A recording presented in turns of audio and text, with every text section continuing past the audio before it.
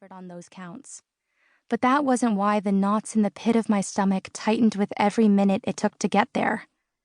Because what I really needed, more than a comfortable chair and more than rustic decadence, was a fresh start. That, though, wasn't going to be easy, as I discovered days ago when I'd first seen a repeat of a newscast about it. The Fortune Springs Settlement Initiative was a scholarship or bursary fund of sorts, where the town, which apparently had a female population deficit, planned to select a few young women every year to come to their town, live in one of their houses for free, and get paid to hopefully stick around and start businesses or families. The deadline for applications was a full month ago, but I hadn't seen the news story or website's promises: full room and board for a year, a job or a small business loan, and a living stipend, until it was too late.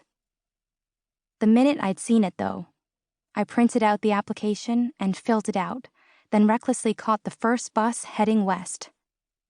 I could only hope that, since this was their pilot year, they might have some space for me. After all, who besides someone like me was going to come out here to the middle of nowhere in search of a new life? Only the truly desperate. Maybe no one was as desperate as me. Maybe no one else had showed up. I had to hold on to that hope. It was my only chance. A long shot, really, more than a chance. But I had to take it. Or rather, I had to try.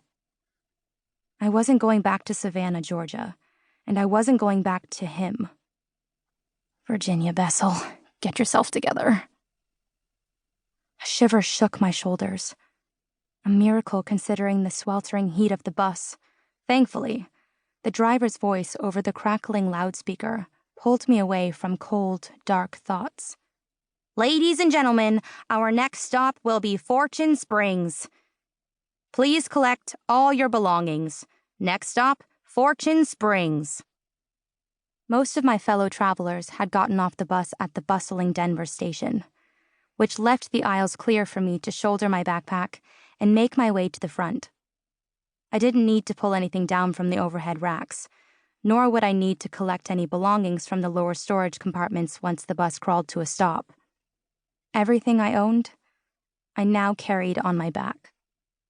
If any of the remaining passengers noticed this, or my teenage runaway getup of a hooded sweatshirt, ripped jeans, and broken-sole tennis shoes, none of them mentioned it. No one even looked up. As the bus pulled to the curb, I kept my head low and considered thanking the bus driver. He looked tired, run down. He looked almost as bad as I felt. Thanking him would be the right thing to do, the kind of thing I would have done back in Savannah. But it was also the kind of needlessly polite gesture that was out of place in a crowd like this, which might have left an impression. The last thing I wanted was to leave an impression, to be identifiable in any way. All of this, the cross-country road trip, the new life in a small town, the fact that I'd tossed my cell phone in a garbage can in Tupelo, was about disappearing.